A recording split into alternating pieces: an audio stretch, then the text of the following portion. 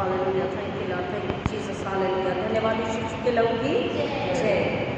आप सबों को प्रभु यीशु मसीह के प्रिय पवित्र नाम में जय मसीह की। Once again this is W Timothy, greets and welcomes you all in the speak of the Lord and saviour Jesus Christ, amen. आज के मनन के लिए हम पवित्र बाइबल में से वचन को पढ़ेंगे और सुनेंगे। उत्पत्ति की किताब उसका 9वां अध्याय वचन 4, जेनेसिस 9:4, उत्पत्ति 9:4। पर मांस को प्राण समेत अर्थात लहू समेत तुम न खाना। आइए प्रार्थना करें। जिंदा खुदावन यीशु मसीह के नाम में पवित्र आत्मा के द्वारा मांगते हैं, मेरे मुख के शब्द हमारे हृदय के विचार आपको ग्रहण योग्य हो, ऐसा होने दीजिए यीशु मसीह के नाम में, आमीन। परमेश्वर पिता का धन्यवाद करेंगे आज के सुंदर पवित्र दिन के लिए, जिसमें फिर एक बार परमेश्वर ने हमें सुंदर अवसर दिया कि हम उसके भवन में आकर उसके नाम की आराधना में स्तुति करें और महीने का पहला रविवार पवित्र प्रभु भोज की पीढ़ी को उसके आगे अनुसार हम पूरा करेंगे। हमने पवित्र बाइबल में से पिछले महीने के पहले संडे को हमने क्या सुना? लहू के विषय में। यीशु मसीह का लहू हमें किस प्रकार की चंगाई को देता है, शारीरिक, मानसिक, बौद्धिक, आत्मिक चंगाई को हमें देता है। और हमने उदाहरण भी सुना था, एक प्रेग्नेंट स्त्री जिसकी बेटी, जो कि डॉक्टर ने कहा कि ये इसमें क्या है, इसमें ऐसी तकलीफ है कि ये अपाहिज पैदा हो सकती है और जिंदगी भर वैसे ही रहेगी, इसके ठीक होने के चांसेस नहीं है। लेकिन स्त्री को जब याद आया कि पवित्र प्रभु बोझ जब हम लेते हैं तो उसमें बाइबल हमें बताती है कि छुटकारा और चंगाई है, उसमें सामर्थ्य है। उसने विश्वास किया और दोबारा से प्रभु बोझ लिया, प्रार्थना करी और उसका बच्चा जो उस सिंड्रोम से ग्रस्त था वो पूरी तरह से स्वस्थ पैदा हुआ और अब तक वो बच्चा स्वस्थ है। हम प्रभु यीशु मसीह के वचनों को याद करते हैं। जब प्रभु यीशु मसीह ने चेलों के साथ में इस भोजन को खाया पिया तो उसने क्या बोला? रोटी देकर कि ये मेरी देह है और मेरी देह तुम्हारे लिए दी जाती है। और कटोरा लेकर के बोला, मेरा लहू तुम्हारे लिए दिया जाता है, जब जब तुम इसे पियो मेरे स्मरण के लिए पिया करो। यहाँ पर उत्पत्ति में 9:4 में, जेनेसिस 9:4 में हम देख रहे हैं something is restricted, something is prohibited. वचन यहाँ पे कह रहा है कि चौथा वचन मैं 3 से पढ़ती हूँ आपके लिए। सब चलने वाले जंतु तुम्हारा आहार होंगे, जैसा तुमको हरे हरे छोटे पेड़ दिए थे वैसा ही अब सब कुछ देता हूँ, पर मांस को प्राण समेत अर्थात लहू समेत तुम न खाना। हम अगर उत्पत्ति में जाते हैं, क्रिएशन स्टोरी में, तो हम जानते हैं परमेश्वर का वचन हमें बताता है कि वहाँ पर परमेश्वर ने उन्हें जो हरी सब्जियां हैं, फल हैं, खाने के लिए आज्ञा दी थी।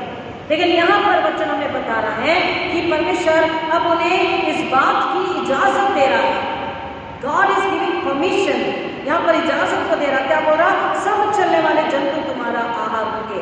यहाँ पर उन्हें अब मीट खाने की भी वो आज्ञा दे रहा है, परमिशन दे रहा है, लेकिन साथ ही साथ कह रहा है उसको तुम प्राण समेत नहीं खाना। प्राण समेत नहीं खाना का मतलब क्या है? प्राण काहे में है, आगे वो क्लियर कर रहा है। पर मांस को प्राण समेत अर्थात लहू समेत तुम न खाना। अब प्रियो, एक तरफ परमेश्वर का वचन हमें बताता है, यीशु मसीह कहते हैं कि ये मेरी देह है और ये मेरा लहू है जो तुम्हारे लिए दिया जाता है। और दूसरी तरफ यहाँ पर कह रहा है कि लहू को तुम नहीं खाना। तो हमारे अंदर में सवाल आ सकता है कि ऐसा क्यों, क्या बात है जो ये बात परमेश्वर ने हमें रेस्ट्रिक्ट करी है? इसी वचन को समझने के लिए और एक जगह आज्ञा दी हुई है। व्यवस्था विवरण में भी है, लय व्यवस्था में भी है, सब तरफ परमेश्वर ने इस आज्ञा को दिया। लय व्यवस्था 17 अध्याय में 10 से 11, 12 के आगे के वचन को जब हम पढ़ते हैं तो वहां पर भी वही बात बताई गई है कि तुम मांस को लहू समेत नहीं खाना। यहाँ पर वचन बता रहा है कि किसी व्यक्ति का प्राण किसमें होता है? उसके शरीर के लहू में, यानी कि ब्लड में। अब आपको पता होगा कि आपने सुना होगा, अगर आपके साथ से समस्या न हुई तो दुआ करेंगे ना हो कभी भी।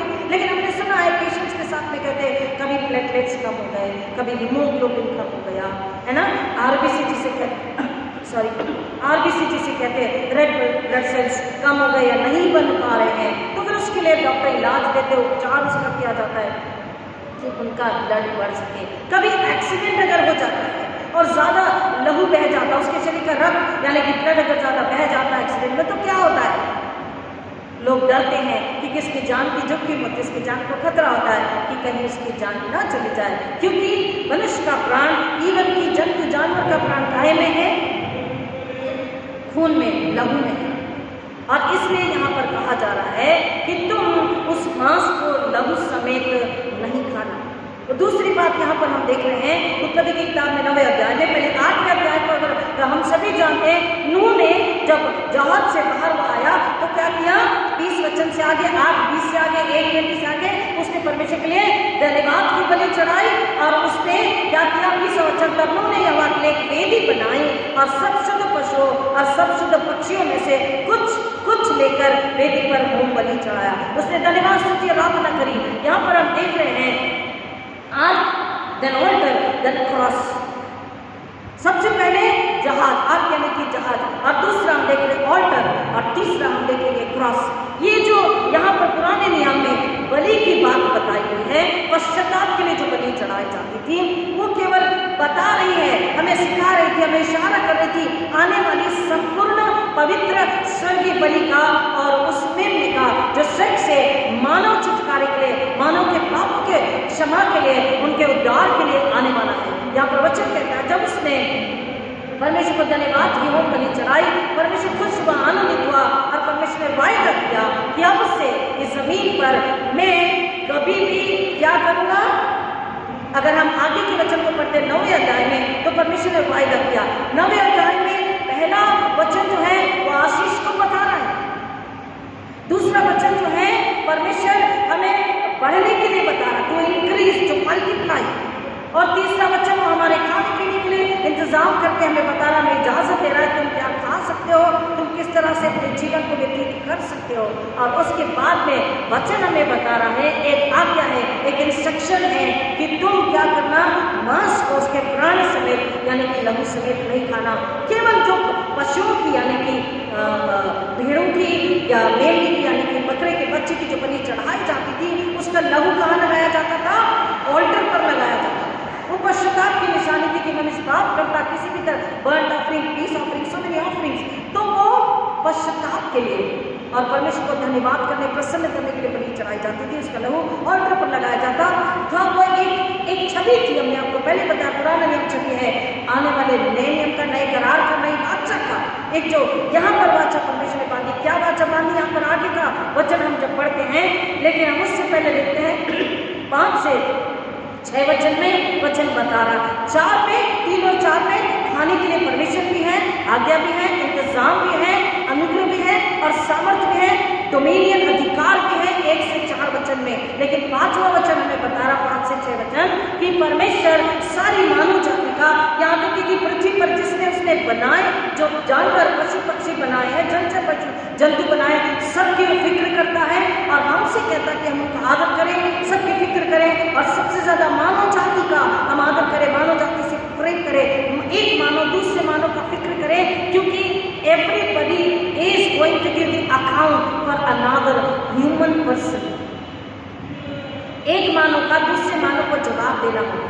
Accountability and responsibility for the justice and for humanity. मानवता के लिए, न्याय के लिए परमेश्वर में जिम्मेदार ठहराने वाला है, कि उसने हमें जिम्मेदारी दी है कि जो पृथ्वी उसने बनाई, क्या करो, उसमें तुम भर जाओ, उसमें तुम क्या करो, फूलो फलो, बढ़ जाओ, भर जाओ, have dominion and authority and rule, but also you have to protect, you have to honor the creation of God. Hallelujah. You have to have dominion over, you have to multiply. बोल रहा है, आपके वचन को बता रहा है, देखिए 7वां वचन, और तुम फूलो फलो और बढ़ो, पृथ्वी पर बहुतायत से संतान उत्पन्न करके उसमें भर जाओ। संतान की आशीष थी, मल्टीप्लिकेशन की आशीष थी, सुकून आनंद या सब कुछ। लेकिन 5 और 6 में क्या बता रहा है कि हम जिम्मेदार हैं। परमेश्वर कह रहा, कोई किसी तो आज्ञा दी है कि तू हत्या नहीं करना। तुम अगर किसी की हत्या करोगे, किसी का लहू बहाओगे, तो परमेश्वर का वचन कह रहा कि मैं क्या करूँगा, पलटा लूँगा। हमें इस संसार में जब हम जीवन को जीते हैं, तो हम अपराध से लिटरल हत्या और विश्वासघात की हत्या, परमेश्वर से अनाज्ञाकारिता की, अविश्वास की और विश्वासघात की भी जो बात हम करते हैं या व्यवहार या चाल चलन हमें होता है, यह भी एक प्रकार की हत्या है। और इसलिए परमेश्वर का वचन हमें बताता है हर वचन को समझना है, वचन के अनुसार हमें जीवन जीना। और फिर परमेश्वर ने 8 से आगे वचन जब पढ़ते हैं तो यहाँ पर वचन बता रहा है जेनेसिस 9:8 ऑनवर्ड्स, उत्पत्ति 9:8 से आगे परमेश्वर ने फिर क्या किया, नूह उसके पुत्रों के साथ, उसके आने वाले वंशों के साथ में एक वाचा बांधा। हम वाचा को देख रहे हैं, करार को देख रहे हैं, कवनेंट को देख रहे हैं। और वाचा किसके बीच में होती है? वाचा इज अ कॉन्ट्रैक्ट। एक परमेश्वर और मनुष्य के बीच में परमेश्वर ने वाचा को बांधा, क्या कि तुम को अब से मैं आशीषित करूंगा और मैं पृथ्वी को अब इसके बाद जल प्रलय के द्वारा कभी विनाश नहीं करूंगा। और उसका चिन्ह भी उसने दिया। परमेश्वर वायु का पक्का सामर्थ्य सच्चा परमेश्वर है, और परमेश्वर जो बात करता है, जो काम करता है, उसका प्रूफ प्रमाण भी हमको देता है। उसने वायदा किया और उसने बोला मैं तुम्हें एक चिन्ह देता हूँ। आगे का वचन हमें बताता है कि बाद का वचन फिर परमेश्वर ने कहा जो वाचा मैं तुम्हारे साथ और जितने जीवित प्राणी तुम्हारे संग है उन सब के साथ भी युग युग की पीढ़ियों के लिए बांधता हूँ। उसका यह चिन्ह है, मैंने बादल में अपना धनुष रखा है और वह मेरे और पृथ्वी के बीच में वाचा का चिन्ह होगा। वाचा बांधी है परमेश्वर ने। अब आप कहेंगे बाढ़ क्यों आती है? बाढ़ आती है, natural calamity will be there because we are disobeying God. प्राकृतिक प्रकोप जरूर होगा, लेकिन जल प्रलय के द्वारा बाढ़ जरूर होगी, लेकिन जल प्रलय के द्वारा पूरी पृथ्वी नाश नहीं होगी, क्योंकि परमेश्वर का वायदा है। तो मनुष्य क्या करे? परमेश्वर का वचन यहाँ पर बता रहा है, नए नियम में जब हम आते हैं तो नया नियम हमको बताता है। अब देखिए यहाँ पर बोला उत्पत्ति 9:4 में कि तुम उसको मांस को प्राण समेत यानी लहू समेत नहीं खाना, क्योंकि किसी का प्राण किसमें होता है? लहू में होता है। और यहाँ पर समाचार 6:53 में जिसको हम सुन चुके हैं, जब तक यीशु का मांस कोई व्यक्ति न खाए और न पिए तब तक उसमें जीवन नहीं होगा। जब तक मैं और आप यीशु का मांस और लहू न खाए पिए हमें जीवन नहीं होगा। आप कहेंगे हम तो सांसें ले रहे हैं, ये जीवन नहीं, आत्मिक जीवन, सबकी जीवन, जब तक कि यीशु को अपने अंदर ना ले। यीशु का लहू मांस और लहू खाने पीने का मतलब, प्रभु भोज लेने का मतलब केवल यही नहीं है कि हमने वो कॉन्सेक्रेटेड की हुई ब्रेड को, उस रोटी को और द्राक्ष रस को पी लिया। नहीं, यीशु को हमारे मन प्राणात्मा में, हमारी सांसों में, हमारे विचारों में, कार्यों में, व्यवहारों में, चाल चलन में, प्रार्थना में, विनती में, देने में, लेने में, उठने बैठने में, कार्यों में, हर पल यीशु मसीह हमारे अंदर होना चाहिए। अब यीशु को धोना चाहिए। यीशु सिर है, हम उसकी देह है, तो यीशु की देह बने रहना चाहिए। हमने बुराई, अधर्म, अपराध, पाप, छल, कपट, घमंड, अहंकार, शरीर संसार की लालसा नहीं होनी चाहिए। हम शरीर से बनकर आत्मा में जीवित होना चाहिए। शरीर में यीशु, आत्मा में यीशु, दिमाग में यीशु, हर तरफ केवल यीशु होना चाहिए। हमें आत्मा का जीवन प्राप्त करना है। बोला जो यीशु मसीह को खाता पीता है अनंत जीवन उसका है और मैं उसे अंतिम दिन में जिला उठाऊंगा। जो मसीह में सोते हैं उनको अंतिम दिन में जी उठने का अधिकार है। जो मसीह में सोते हैं उनको अधिकार है कि वो उन्हें अंतिम दिन में जिला उठाएगा। जब यीशु मसीह आएंगे, न्यायासन पर होंगे, न्याय होगा और हम में से जो लोग मसीह में सोए हैं, हमारे प्रियजन, या हम भी अगर सो जाएंगे तो वचन कह रहा है कि वो आराम करते हैं। और यीशु जब आएंगे, जब यीशु मसीह बादल पर आएंगे और जब कब्रें फटेंगी तो पहले जब प्रभु में सोए वो उठेंगे। लेकिन वचन कहता है यूहन्ना 5 में, इससे आगे में, जिन्होंने भले काम किए वो जीवन के पुनरुत्थान के लिए, और जिन्होंने बुराई करी वो हमेशा की नरक की आग में डाले जाने के लिए जिलाए जाएंगे। यहाँ पर वचन हमें बता रहा है कि हमको क्या करना है कि परमेश्वर ने जो छुटकारा हमारे लिए दिया है, और छुटकारा उसने सेंत में दिया है। इधर कह रहा है उसको उस जो बलि तुम चढ़ा रहे हो उसका लहू केवल ऑल्टर को लगाना, वेदी पर लगाना, उसको खाना नहीं। और यहाँ पर यीशु मसीह कह रहा है यूहन्ना 6:53 में कि यीशु जो बलि का मेमना वध होने के लिए स्वर्ग से आया, पवित्र मेमना, पवित्र बलि, उसका लहू हमें खाना है। क्यों? क्योंकि हमारे छुटकारे के लिए, हमारे प्रायश्चित के लिए, हमारे पापों की क्षमा के लिए, हमारे अनंतकालीन जीवन के लिए यीशु मसीह को परमेश्वर ने दुनिया से भेजा। और हमारे छुटकारे की कीमत केवल और केवल यीशु मसीह ने चुकाई है, और सेंत में चुकाई है, पूरी तरह से चुकाई है, completely, fully. He has given himself वचन को हम पढ़ते सुनते समझते हैं। रोमी की पत्री 3 अध्याय 24-25, रोमन्स 3:24-25। परंतु उसके अनुग्रह से उस छुटकारे के द्वारा जो मसीह यीशु में है सेठ में धर्मी ठहराए जाते हैं, परमेश्वर ने उसके लहू के कारण प्रायश्चित ठहराया और वो हमें मिलता है विश्वास करने के द्वारा। जब हम विश्वास करते हैं यीशु मसीह पर, तब हम उसके लहू के द्वारा क्या पा सकते हैं?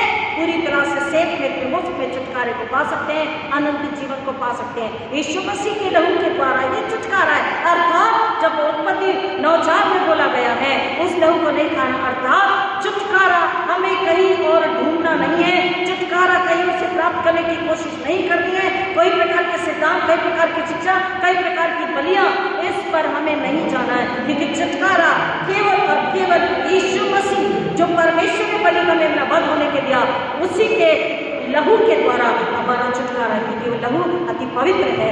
सच से हमारा इंतजाम हुआ, सच से हमारे छुटकारा आया, सच से हमारे बलिदान आया, सच से बलिदान का मेमना आया है।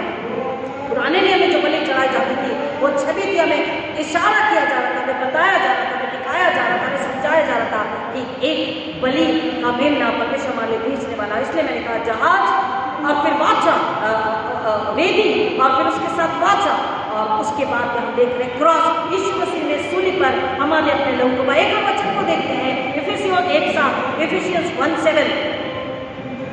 हमको उसमें उसके लहू के द्वारा छुटकारा अर्थात अपराधों की क्षमा उसके उस अनुग्रह के धन के अनुसार मिला है। कैसे मिला है? हमको छुटकारा किसमें मिला है? यीशु मसीह के लहू में। यीशु के लहू के द्वारा जो सच से मेमना, सच से बलिदान आया, उसके अति पवित्र, अति सामर्थ्य, जीवित अनमोल लहू के द्वारा, अनुग्रह के द्वारा हमारा क्या हुआ है? अपराधों पापों की क्षमा और हमारा छुटकारा हुआ है। इसलिए परमेश्वर का वचन कहता है कि हमको इस बात को समझना है कि छुटकारा बकरों और बछड़ों और मेमने के लहू में नहीं है। इब्रानियों का लेखक भी यही कहता है कि छुटकारा बकरों और मेमनों के लहू से नहीं है, परंतु छुटकारा सच से आया है, सच से मेमना आया, वो वध हुआ पूरी तरह से। देखिए, अगर किसी का अगर एक्सीडेंट होता है या कोई बीमार होता है या फिर उसको कैंसर हुआ है, ब्लड कैंसर, उसका ब्लड ट्रांसप्लांट किया जाता है, तो उसको किसी और का ब्लड उसके ब्लड ग्रुप के अनुसार जब दिया जाता है तो क्या होता है? जो व्यक्ति दे रहा है, ये व्यक्ति लहू दे रहा, ये व्यक्ति ले रहा है, गिवर एंड रिसीवर। तो गिवर क्या उसे पूरा लहू दे देता है अपने बॉडी का? दे देता है? नहीं। क्यों? क्योंकि अगर ये गिवर जो है, डोनर जो है, if donor will donate his full complete blood to the person who is receiving, then what will happen? He will immediately die. जो देने वाला है ब्लड, लहू, खून को जो डोनेट कर रहा है, किसी को दे रहा, उसकी तकलीफ, उसकी जरूरत में, तो वो पूरा नहीं दे देता। डॉक्टर वहां पर पूरी देर तैनात खड़े होते हैं, डॉक्टरों की टीम होती है कि ये व्यक्ति से उतना ही उसके बॉडी से खून निकाला जाए जितना निकाला जाना चाहिए, जिससे कि ये व्यक्ति भी कमजोर ना हो, बीमार पड़ना पड़े और इसकी भी मौत ना हो। लेकिन प्रियो, हम पवित्र बाइबल में पढ़ते यीशु मसीह आप अपने आप को उस जगह पे लेकर जाइए, खोपड़ी गोलगता की जगह पर, कलवरी की जगह पर, और देखिए यीशु नासरी ने अपने आप को किस तरीके से बलिदान किया। वचन कहता आखिरी दम तक उसके शरीर का एक बूंद ड्रॉप लहू उसने हमारे लिए दे दिया। और वाचा तो लोगों के बीच में होती है, जब तक कि वाचा का देने वाला अपने आप को पूरी तरह से उस व्यक्ति के लिए नहीं दे देता, जो करार किया गया है उस पर लेने वाले का अधिकार नहीं होगा। माता पिता बिल बनाते हैं, लेकिन जब तक वो जीवित है क्या वो आपका अधिकार में होता है? नहीं। जब माता पिता गुजर जाते हैं, जब माता पिता लोगों में सोते हैं, तभी वो अधिकार आपका होता है। यहाँ पर वचन हमें वही बता रहा, पूरी बाइबल अगर हम ध्यान से पढ़ेंगे समझेंगे, यहाँ पर वचन हमको बता रहा है, परमेश्वर का वचन, कि एक व्यक्ति की वजह से पाप और मृत्यु आई और विनाश आया, वहीं पर दूसरे आखिरी आदम और उसके बलिदान की वजह से हमारे पापों का छुटकारा, मृत्यु से छुटकारा, अनंतकालीन जीवन, बहुतायत का जीवन और स्वर्ग का अधिकार हमें प्राप्त हुआ। हालेलुया। हम उसके साथ उसके दाहिने हाथ में बैठने वाले, अधिकारी हम बने हैं उसकी मृत्यु के बाद, उसके एक एक बूंद लहू जब बाहर जाने के बाद, क्योंकि उसके लहू के द्वारा परमेश्वर ने मुझको, आपको, हमको क्या करा है? मोल खरीदा है। हालेलुया, प्रभु का धन्यवाद। हम इस योग्य नहीं थे, कोई भेड़ों बकरों का लहू, पंडुक के कबूतर का लहू इस योग्य नहीं था कि मुझको और आपको बचा सकता, लेकिन यीशु मसीह के लहू के बाद परमेश्वर ने जो पूरा पूरा दाम था, जो पूरी पूरी कीमत थी, अपने बेटे के द्वारा क्या करी? चुका दी। फिरौती में वचन कह रहा, फिरौती में, इट्स अ बिग वर्ड। और उसके द्वारा उसने हमारा छुटकारा किया। इसलिए वचन को बता रहा, केवल यीशु मसीह के लहू के द्वारा मानव जाति का उद्धार है, पापों की क्षमा है, छुटकारा उद्धार है। कोई और लहू उससे छुटकारा, शांति और अनंतकालीन जीवन मुक्ति नहीं दे सकता। इसलिए यीशु मसीह ने मत्ती 20:28 में कहा, मैथ्यू 20:28, मत्ती 20:28, क्योंकि मनुष्य का पुत्र इसलिए नहीं आया कि उसकी सेवा टहल हो, परंतु इसलिए आया कि आप सेवा टहल करें। यीशु मसीह कहता, मैं सेवा करवाने नहीं, मैं तुम्हारी सेवा करने आया हूँ। तुम सेवा को ले लो, अर्थात तुम वचन को ले लो, स्वर्ग को ले लो, स्वर्ग का राज्य जो स्वर्ग में है मुझे ले लो, छुटकारे को ले लो, अनंतकालीन जीवन को ले लो, इटर्नल लाइफ को तुम ले लो, और बहुतों की चुनौती के लिए अपना प्राण दे। वो इतना ही नहीं केवल सेवा करने नहीं आया, परंतु बहुतों की चुनौती के लिए कहता वो अपना प्राण दे, इसलिए वो आया है। और इसलिए यीशु मसीह का लहू भी इस योग्य है, पवित्र है, सामर्थ्य, अनमोल है, जिंदा है, कि उसके लहू के द्वारा हमारा छुटकारा हो सकता है, हमारे पापों की क्षमा हो सकती है, हमें चुनाव हो सकती है, हमें अनंतकालीन जीवन प्राप्त हो सकता है। लेकिन वो कैसे? वचन कह रहा, विश्वास के द्वारा। एक मनुष्य अगर पूरा विश्वास करे यीशु पर तो ही, और विश्वास करने के बाद उसको अपने जीवन को, अपने आत्मा को, अपने शरीर को, अपने हृदय को, अपने विचार को, अपने पूरे कार्य को, अपने जीवन को, एक एक गतिविधियों को किसको दे देना है? यीशु मसीह के चरण में रख देना है। उसे शरीर से मर के आत्मा में जीवित होना है। जो पानी और जल दोनों से बपतिस्मा लेता है, नए सिरे से जन्म लेता है, स्वर्ग राज्य का जीवन उसी का होता है। लेकिन अगर मनुष्य बोले, हाँ मैंने यीशु को तो ले लिया, यीशु को तो पा लिया, लेकिन मैं अपने तरीके का जीवन जीऊंगा, तो उसका उद्धार उसने निश्चित नहीं कराया है। वो दो नाव पर चल रहा है, वो दुचित्ता चाल चलन वाला है। और परमेश्वर का वचन कहता, दुचित्ता चाल चलन वाला या संदेह करने वाला उस हवा की नाई है, जो किधर से आती किधर जाती पता नहीं चलता। जिसने वचन को सुना, मुख में अपना दर्पण में अपना चेहरा देखा, चला गया, उसे पता नहीं कैसा था। वचन को सुनकर जो वचन के अनुसार नहीं चलता, उसकी दशा ऐसी होगी। कह रहा है, यीशु पर विश्वास करते हैं और उसको अपने हृदय में जगह देकर उसके अनुसार, उसकी आज्ञाओं के अनुसार जीवन जीते हैं, उनका छुटकारा निश्चित ही है। क्योंकि इसलिए यीशु ने बोला, अंत तक धीरज धरो। संसार में क्लेश होगा, तकलीफ होगी, वेदना होगी, लेकिन तुम्हें धीरज रखना। अगर धीरज रखोगे तो छुटकारे को पाओगे। पहला तीमुथियुस 2:6 में, 1 तीमुथियुस 2:6, जिसने अपने आप को सबके छुटकारे के लिए दाम में दे दिया। किसने? यीशु मसीह ने सबके छुटकारे के लिए अपने आप को दाम में दे दिया। Anything and everything until you pay the price, you cannot purchase, you cannot claim that this thing is mine. If you want to buy something, if you want to purchase something, you have to pay the price, you have to give the price, you have to pay the money, you have to give your plot or anything and everything, you have to give your vehicle, then you can buy something, then you can claim this is mine. अधिकार तब होता है किसी चीज पर जब आप कीमत चुकाते हैं। जब आपको कोई चीज खरीदनी है, उस पर अधिकार जताना है, उस पर रूल करना है, उसकी कीमत चुकानी है। वचन हमको वही बता रहे हैं, बहुतों की चुनौती के लिए यीशु मसीह ने क्या किया है? अपने प्राणों को दे दिया। और कीमत परमेश्वर ने चुकाई है, उसके प्राणों की कीमत, उसके लहू की कीमत, उसका लहू दे करके हमें मोल खरीदा। परमेश्वर ने यीशु का लहू देकर हमें मोल खरीदा। जब तक यीशु का लहू नहीं अगर बहाया जाता, यीशु के लहू के द्वारा हमारा पापों का क्षमा और हमारे अपराधों की क्षमा, छुटकारा हमें नहीं मिलती, तब तक परमेश्वर पिता और हम एक नहीं हो पाते, तब तक परमेश्वर पिता से हमारा मेल मिलाप नहीं हो पाता। To reconcile Father and His children, in between somebody should be there. जो क्रॉस बनाना है उसका भी एक मतलब है, उसका अर्थ है। और कई प्रकार के क्रॉस है, इसको भी हम सुनेंगे, समझेंगे, जाने के बाद भी परमेश्वर और ये पृथ्वी हम अलग हो चुके थे, लेकिन इन्हें फिर से मिलाने के लिए, मध्यस्थी करने के लिए, स्वर्ग, पृथ्वी और मध्यस्थी हम मनुष्य जो है इनको परमेश्वर के दास से मिलाने के लिए परमेश्वर ने यीशु मसीह को भेजा। यीशु ने अपनी कीमत चुकाई, फिरौती, दाम, कीमत, प्राइस चुकाई गई और उसके बाद में उस दाम को चुकाने के बाद में मेरा आपका छुटकारा हुआ, मुझे आपका अनंतकालीन जीवन मिला, मुझे आपका स्वर्ग का राज्य मिला।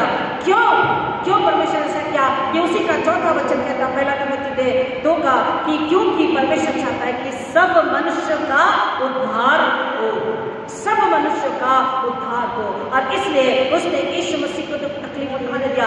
वचन हम जेनेसिस 9:4 में, उत्पत्ति 9:4 में पढ़ रहे कि तुम मांस को तो खाना, लेकिन उसके प्राण समेत उसे नहीं खाना, यानी कि लहू नहीं खाना, क्योंकि लहू में प्राण है। लेकिन यहाँ पर कह रहा है तुम्हें लहू पीना है, यीशु मसीह का लहू पीना है, क्योंकि लहू के द्वारा हमें प्राण यानी कि जीवन, यानी कि अनंतकालीन जीवन प्राप्त हो रहा।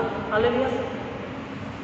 और अगर हम रेवलेशन को पढ़ते 27 बार 27 टाइम्स इस बात को कहा गया, वध का मेमना, वध का मेमना। एक ही वचन को समझेंगे रेवलेशन 5:6 में, वध किया हुआ मेमना और उसका लहू।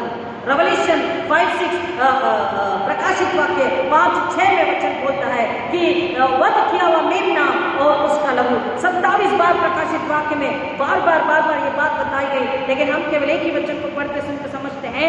रेवलेशन 5:6 प्रकाशित वाक्य 5 और 6, तब मैंने उस सिंहासन और चारों प्राणियों और प्राचीनों के बीच में मानो एक वध किया हुआ मेमना खड़ा देखा। उसके 7 सिंह और 7 आंखें थी। ये परमेश्वर की 7 आत्माएं हैं जो सारी पृथ्वी पर भेजी गई है। मैंने प्राचीनों के बीच में मानो एक वध किया हुआ मेमना खड़ा देखा। ये वध किया हुआ मेमना कौन है? यीशु मसीह। हालेलुया। ये वध किया हुआ मेमना परमेश्वर के द्वारा योजना बनाई गई थी मानव के एक उदाहरण। उत्पत्ति में हमको बता रहा है, इंस्ट्रक्शंस दिए गए हैं, आज्ञा दी गई है, उसका पालन करना है। ना मर्डर, ना किसी की हत्या करे, ना हत्या होते हुए देखे, ना किसी को इस बात के लिए प्रेरित करे। और अगर कोई ऐसा करता है हम उन्हें रोके बताएं कि तुम्हें इसका हिसाब देना पड़ेगा, क्योंकि परमेश्वर कहता है कि मैंने मानव को अपने ही स्वरूप, अपनी समानता में बनाया है।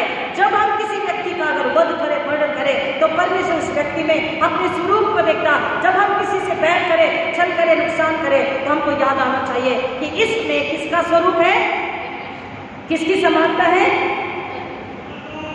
परमेश्वर की। और इसलिए हमको वचन कह रहा, न्याय के लिए भी जिम्मेदार है, मानवता के लिए जिम्मेदार है, पृथ्वी को संभालने, रक्षा करने के लिए भी जिम्मेदार है, उसका लालन पालन करने के लिए भी जिम्मेदार है। इसमें तो बोला फलो फूलो पृथ्वी में भर जाओ, be multiply, you have to multiply it, you have to increase in that in numbers in everything, and you have to have dominion. जब हमको अधिकार दिया गया तो संभालने के लिए, क्योंकि अधिकार जहाँ होता है वहां पर हिसाब भी पूछा जाता है, अकाउंटेबिलिटी। अधिकार दिया, बोला सारे जंतु जानवर तुम्हारे अधिकार में है, तुम्हारे अधिकार में। इसलिए हमको जानवरों से, जहरीले जंतुओं से डरने की जरूरत नहीं है। अगर सर्प भी है, सिंह शेर भी है, बड़ा जानवर भी है, आप कोई भी जानवर हो, आप यकीन नहीं मानेंगे, रास्ते में जब हम चलते, गाड़ी चलाते, पैदल चलते, तो कुत्ते जो है पीछे आते हैं, है ना। नई एरिया में जाओ, अपनी एरिया के कुत्ते को पहचानते, लेकिन नई एरिया में जाएंगे तो कुत्ते भौंकते और पीछे पीछे आते। मैं अपने मनी मन यीशु के नाम में उन्हें आज्ञा देती हूँ, यीशु के नाम में रुक जा। लोग कहते हैं कुत्ता हमारी गाड़ी के पीछे इतने देर तक भागा, और कई बार लोगों के अगर 2 व्हीलर पे है तो पैंट पकड़ लिया, उनका पैंट की छोर पकड़ ली, उनका जूता पकड़ लिया, उनका पैर पकड़ लिया, काट लिया, वो गिर गए। अथॉरिटी के साथ मैं ब्लफ नहीं कर रही, मैं झूठ नहीं बोल रही, मैं बढ़ा चढ़ा के नहीं बता रही। हमेशा जब भी कुत्ता भौंक के पीछे आया, मैं लिटरली टर्न होकर के पहले तो मैं शुरू से उसे कर्स करती, I curse you Satan in the name of Jesus Christ, और यीशु के नाम में आगे देती, चुप भाई। कुत्ता दौड़ कर पीछे नहीं आता। हमें जंगली जानवरों से या जहरीले जंतुओं से हमें डरना नहीं है, हमें अधिकार है, वो हमसे डरना चाहिए। हालेलुया, वो हमारे वश में है, क्योंकि क्योंकि हमें अधिकार दिया गया। हमको ऐसा करके परमेश्वर की, यीशु की महिमा करनी, पवित्र आत्मा की सहायता के द्वारा जब हम ऐसे कार्य करते जीवन मसीहत का जीते हैं, तब पवित्र आत्मा को प्रसन्न करते हैं और हमारे साथ पवित्र आत्मा बना रहता। वो वध किया हुआ मेमना स्वयं यीशु मसीह वो हमारे अंदर बा, क्योंकि जब हम पवित्र प्रभु भोज को उसके मांस लोग को खाते पीते हैं, वो हमें है और हम उसमें हैं। जब हम विधि को पढ़ते हैं प्रभु भोज के पहले, तो क्या पढ़ते हैं? जब हम उससे खाते और पीते तो तू हम में और हम तुझ में हैं। जब वहां यीशु मसीह ने वायदा किया कि तुम अगर मेरी आज्ञा को मानोगे, मेरा प्रेम तुम अपने हृदय में एक दूसरे के लिए बना के रखोगे और मेरी महिमा के लिए वचन के अनुसार जियोगे, तो तुम मुझ में और मैं तुम में। और यहाँ तक कि इतना ही नहीं, उसने बोला कि तुम अगर मुझ में बने रहोगे, मेरी आज्ञा का पालन करोगे, जैसा जीवन में चाहता और जीना सीखा वैसा जीओगे, तो तुम मुझसे भी बड़े बड़े काम करोगे। परमेश्वर सपने दर्शन में चिताता बताता दिखाता है, दुष्ट आत्मा को निकालने की सामर्थ्य देता, शैतान को हराने की सामर्थ्य देता। वचन कहता है कि शत्रु कैसा है? फाड़ खाने वाले भेड़िए की नहीं आता है कि आपको कब फाड़ खाना, कब? जब हमें पाप है, अदर में अपराध है। लेकिन अगर सही रास्ता भी चल रहे हैं, तो भी शैतान हमारे सामने कुछ लालसाओं को, कुछ अभिलाषाओं को लेकर के आता है कि हम भटक जाएं। हमारी आंखों को बहकाता, हमारे हृदय को बहकाता है, व्यभिचार के लिए, पाप के लिए। धन दिखाता है लालच के लिए, स्त्रियां लेकर के आता व्यभिचार के लिए, पुरुष लेकर के आता स्त्री के पास व्यभिचार के लिए। हम अपनी आंखों को, अपने हृदयात्मा को परमेश्वर के द्वारा दी गए सहायक पवित्र आत्मा के हाथों में दे दे। स्वप्न दर्शन में अगर शत्रु आप पर हमला करता है, एक बार स्वप्न में बहुत बड़ा शेर मैंने देखा। मैं रास्ते में चलती हूँ, कम से कम केवल 6 फुट का रास्ता है, तीनों साइड दीवार है, 1, 2 और 3 और बैक में ही रास्ता है, और मैं उधर चल रही हूँ जहाँ सामने दीवार है, और सडनली मुझे एक पोल खड़ा दिखाई देता है और मैं पोल को देखती हूँ, और पोल को जैसे ऊपर देखती हूँ, ये पोल बीच में कैसे आ गया, खंबा, पोल यानी खंबा। और जब मैं ऊपर देखती तो वहाँ पर बहुत बड़ा शेर बैठा है। तो एक तरफ तो मुझे खुशी हो गई, हकीकत बता रही सपने की, ये मुझे खुशी हो गई, वाह, क्योंकि मुझे जंगल सफारी पसंद है और जंगल सफारी जाने नहीं मिल रहा। तो मैंने कहा वाह, मुझे तो मैंने शेर बोला, इस पापा आपने शेर लिटरली लाइव मुझे दिखा दिया, वाह इतना बड़ा शेर। और लेकिन ये खंबे पे कैसा बैठा है इतनी सी जगह पर, और उतने में वो नीचे कूदता है, और जब वो नीचे कूदता है, मैं सोच रही अगर ये नीचे कूद के आया तो उतने में वो नीचे कूद करके आता है और वो मुझे देखता है, मैं उसको देखती सपने में, और मैं अपने दिल में बोल रही हूँ कि ये मेरा कुछ नहीं कर सकता। अगर मैं इसको यीशु के नाम में आगे दूंगी, नहीं रुक जा, ये रुक जाएगा। मैं खुद से बात कर रही सपने में, वो मुझे लिटरली घूर रहा है, वो मुझे देख रहा है और मैं उसको देख रही हूँ।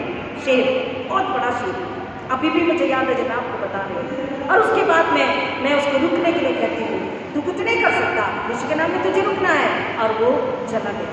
वो गया, मैं इस तरह खड़ी हूँ, वो इधर गया, क्योंकि इधर ही रास्ता है, बाकी उधर दीवारें हैं, इधर भी पीछे भी। वो गया और जाने के बाद रुक कर वो मुझे पलट के देखा। The moment I turn he turn, मतलब वो पलटा और मैं भी उसे जब पलट रही हूँ पलटी तो वो मुझे देख रहा था, लिटरली पलट कर मुझे देख रहा, मैं भी पलट कर उसे देख रही हूँ। और वो थोड़ा एक कदम बढ़ाता है और मैं उसे कहती हूँ चल रुक किसी तरह, और वो वही रुक जाता है और फिर पलट कर जाता है, फिर मुझे पलट कर देखता है, फिर मैं ऐसे करती हूँ, कुछ नहीं बोलती हूँ, और फिर वो चला जाता। वो मुझे बार बार पलट के देखता, लेकिन वो चला जाता। जो गुर्राने वाला उसका आंखें और आवाज थी वो कम हो जाती है, किसके नाम से? यीशु के नाम से। हालेलुया। अब आप कहेंगे ये तो सपना था, सपने में शेर यूं ही आया होगा, ऐसी बात है। ऐसी बात नहीं है, सपने में शेर आना, सिंह आना, ये शत्रु है, शैतान। अगर शेर और सिंह आपके सपने में आ रहा है, एक बार और सिंह मेरे सपने, सिंह आया, ये तो टाइगर था, एक बार सिंह आया सपने में, और वो मुझे मेरे पीछे लिटरली दौड़ रहा है। मुझे मेरे बचपन का घर दिखाई दिया और मैं उसको चकारी गोल गोल गोल घूम रही हूँ, दीवार इतनी ऊंची दीवारें कूद कर मैं जा रही। आप मेरी हाइट देखिए, क्या मैं 2.5 फीट की जंप मार सकती हूँ? वो 3.5 फीट की दीवार, 4 फीट की दीवार, मैं जंप कर रही। मैं इधर उसको देखती हूँ पलट के और हंस के भागती, मैं लिटरली उसको जब मेरे पीछे पीछे दौड़ रहा, मैं ये दीवार कूद रही, वो दीवार कूद रही, यहाँ भाग रही, वहाँ भाग रही। Is it possible practically, physically, with open eyes, awakes in awake situation? No. जब हम जाग रहे हैं प्रैक्टिकली ये पॉसिबल, संभव नहीं है।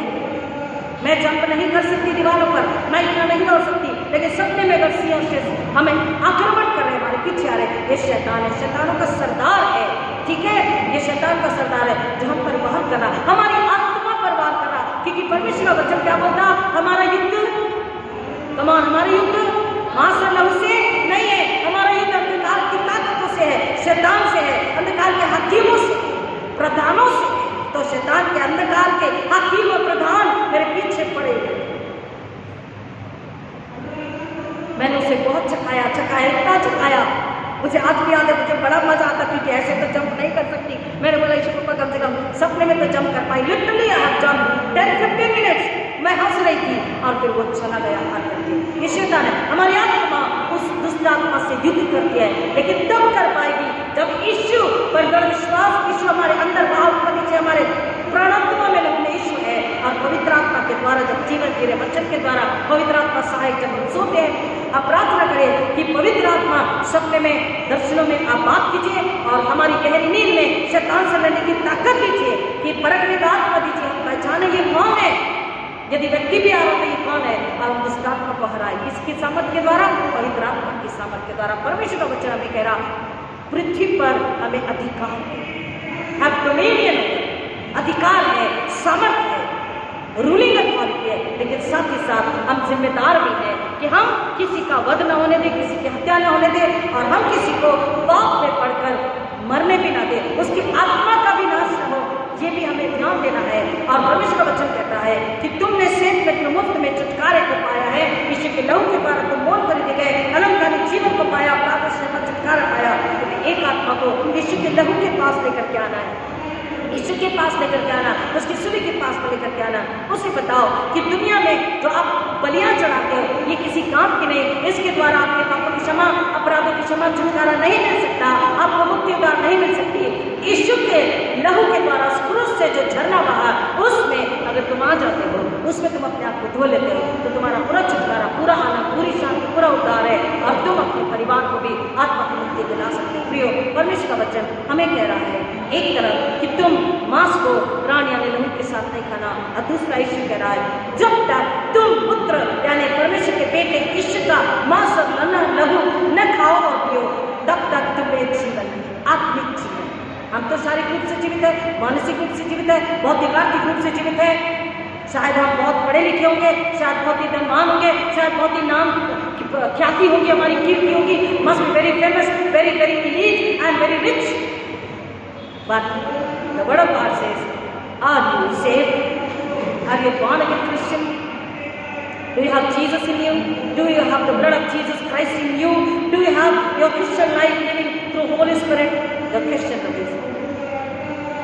परमेश्वर का वचन कहता है लहू को यीशु जो कि वध किया मेमना, वो मेमना जो स्वर्ग से आया वध होने के लिए, मानव जाति के छुटकारे के लिए कीमत बन करके आया। वचन कहता है वो सेवा करवाने नहीं, करने के लिए आया, कि बहुतों की चुनौती के लिए अपना प्राण दिया। यीशु ने अपना प्राण दिया और उसके लहू के द्वारा हमें छुटकारा, बहुतायत का जीवन, अनंतकालीन जीवन प्राप्त होता है। लेकिन अगर हम जैसा पौलुस कहता है कि तुम उसके मांस और लहू को प्रभु बोझ को खाओ पियो, तो अपने आप को जांच में परखो कि तुम्हें पाप तो नहीं पाया जाता। क्योंकि अगर हमने पाप बना दम अपराध अनाज्ञाकारिता है, तो हम क्या कर रहे हैं, उसके लहू का अपमान कर रहे हैं, उससे बैर ले रहे, सब से बैर ले रहे, और हमें बीमारी, महामारी, संकट, विपदाई बनी रहेगी, मृत्यु आतंक बना रहेगा, परमेश्वर का क्रोध बना रहेगा, क्योंकि हम परमेश्वर क्रोध को बढ़ा रहे। इसलिए प्रियो, आज अपने आप को जांच करके और नम्र बने, सच्चा पश्चाताप करें, क्योंकि पश्चाताप के द्वारा जब यीशु को लहू लेते हैं, उसके शरीर को, उसके मांस से लहू खाते पीते हैं, हमारी बीमारी, महामारी, लाचारी, कमजोरी, पाप, गुनाह, अधर्म, मृत्यु